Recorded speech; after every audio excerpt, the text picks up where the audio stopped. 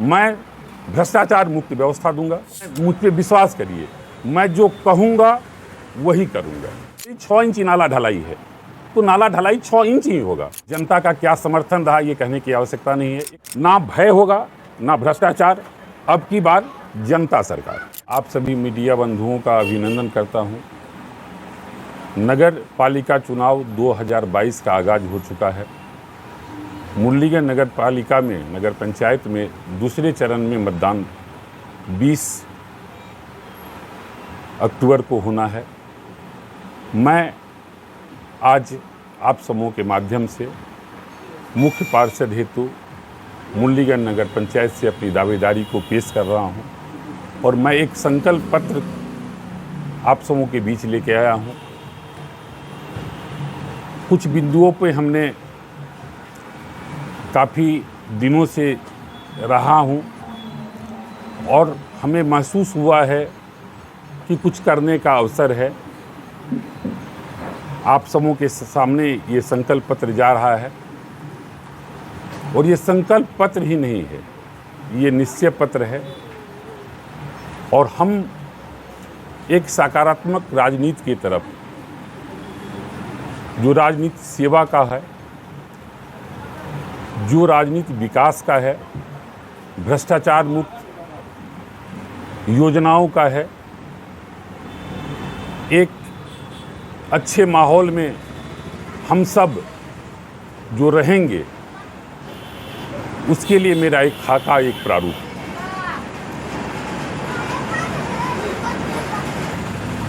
ये संकल्प पत्र है।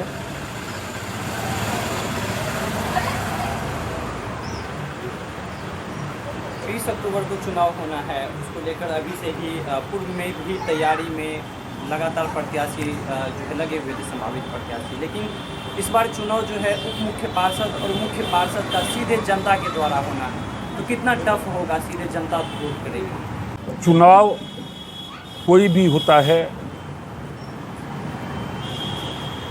वो टफ ही होता है, क्योंकि जनता को निर्णय लेना होता है।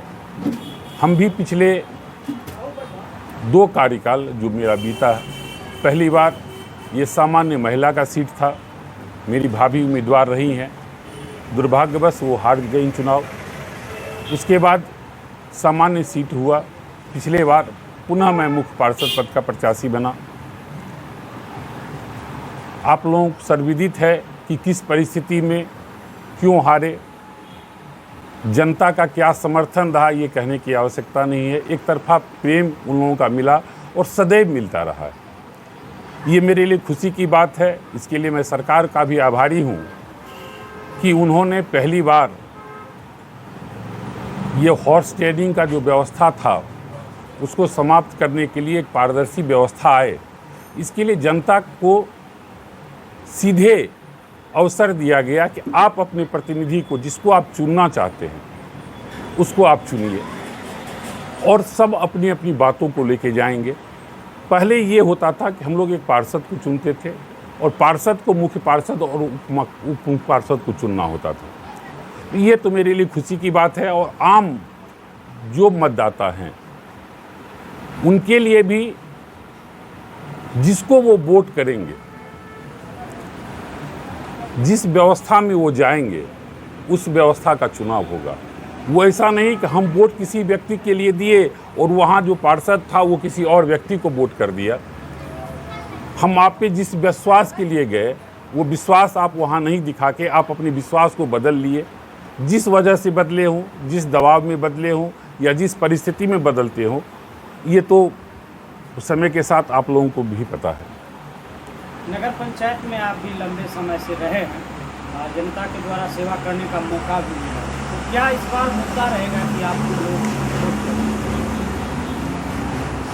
पूर्ण रूपेण हम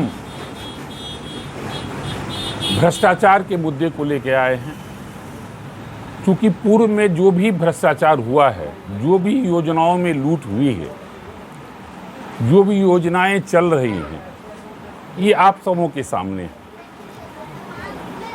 मैं स्पष्ट रूप से आप सबों को ये विश्वास दिलाना चाहता हूँ, मैं भ्रष्टाचार मुक्त व्यवस्था दूंगा। कोई भ्रष्टाचार का शिकायत आने पर वो भ्रष्टाचारी नहीं बचेगा, इसका मैं विश्वास दिलाता हूँ। और मैं मुझ पे विश्वास करिए, मैं जो कहूँगा वही करूँगा। नगर पंचायत का एक व्यवस्था है और हमने 2-3 बिंदुओं पे चर्चा किया है। आप सब देखे होंगे सरकार की बहुत सारी योजनाएं स्वयं सहायता समूहों के लिए आती है। बहुत सारी योजनाएं उससे उत्पन्न होने वाले, यदि हम स्वयं सहायता समूह का कोई रोजगार कर रहे हैं, मेरे घर की कोई महिलाएं कर रही हैं, उससे एक परिवार लाभान्वित नहीं होता है, सैकड़ों परिवार लाभान्वित होते हैं। और मैं रोजगार का ट्रेनिंग करवा रहा हूं। युवाओं के लिए मेरे पास एक लंबा चौड़ा खाका है।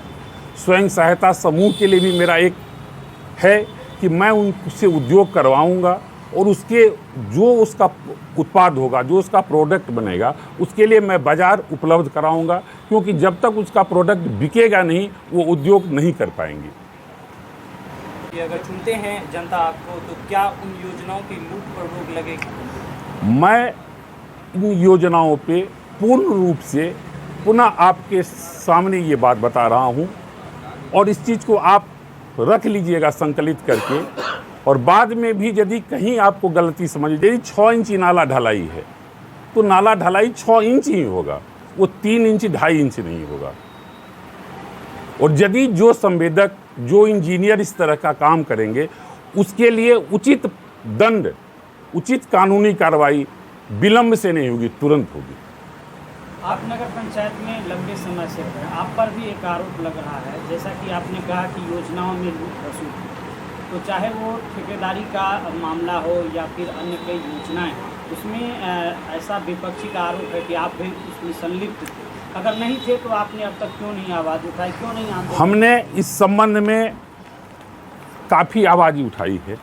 संघर्ष का तरीका 2 है। एक, आप सड़क पे संघर्ष करिए, एक पत्राचार के माध्यम से बड़े अधिकारियों को भ्रष्टाचार के लिए कीजिए। हम जो भी योजनाएं रही हो, चाहे वो डस्टबिन जो खरीद का घोटाला रहा हो, उसके जांच के लिए हमने लिखा। स्वच्छता में जो भी सामानें खरीदी गई, उसके लिए हमने बड़े पदाधिकारियों को, प्रधान सचिव के स्तर के पदाधिकारियों को लिखा।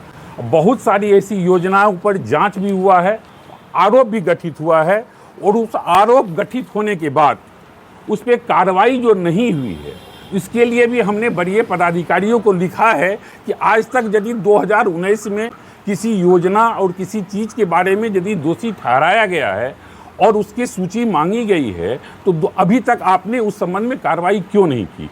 वर्तमान में उस कार्रवाई की क्या स्थिति है, इसके लिए भी हमने विभाग को लिखा है, प्रधान सचिव महोदय को लिखे हैं, जिला पदाधिकारी महोदय को लिखे हैं, और उसके लिए मेरे पास है और पूरा मतलब साक्ष्य है मेरे पास। और यदि कोई आरोप आता है तो मेरे विरुद्ध कोई साक्ष्य लेके आवे, मैं उसका जवाब दूंगा।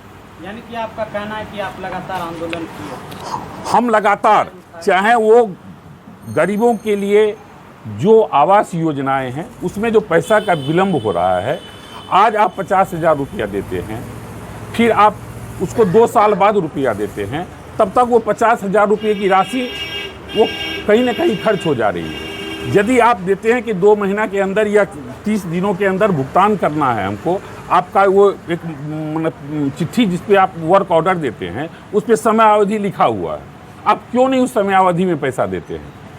किसी का भी मकान पूरा नहीं हो पाता क्योंकि समय से उसको पैसा मिल नहीं पाता है। इसके लिए भी हमने कार्यपालक पदाधिकारी महोदय को समय समय पे उनका ध्यान आकृष्ट कराते रहे हैं कि आप कम से कम उन लाभुकों को जिनकी सूची में का नाम आ गया है, उनको आप पैसा विलंब दें, क्योंकि गरीबों का आसरा है, वो अपना घर तोड़ के बनाते हैं, उनके पास ज़्यादा ज़मीन नहीं होता। बस जब आप समय से पैसा नहीं देते हो तो तिरपाल, प्लास्टिक या किसी तरह से माध्यम से रहते हैं, और उसमें बहुत सारी परेशानियां उनकी होती है। बीते 8-9 महीना से लगातार आप क्षेत्र में बने हुए जनसंपर्क कर रहे हैं। चुनाव में कहा जाता है कि धन बल और बाहुबल का काफ़ी प्रयोग होगा, तो ऐसे में आप अपने आप को कहाँ फिट पाते हैं? आप अपने आप को टक्कर किससे मानते हैं? हम जनता के बीच में है। जनता 11 वर्षों के कुशासन को देखी है और जनता का स्नेह जहां हो, एक से एक बाहुबली और धनबली चले गए और जनता का जो चोट होता है, जो वोट का चोट होता है, उससे बड़ा कोई बाहुबली और कोई चोट नहीं होता। जनता से बड़ा बाहुबली कोई नहीं होता और हम उसी बाहुबली के सामने हैं। वो जो उनका जो निर्णय होगा वो हमें मान्य होगा और हम अपनी छवि के बदौलत जा रहे हैं, अपनी बातों को लेके जा रहे हैं। सर एक आखिर में समस्या मीडिया के माध्यम से क्या कहना चाहेंगे क्षेत्र की जनता को? हम ना भय होगा ना भ्रष्टाचार, अब की बार जनता सरकार।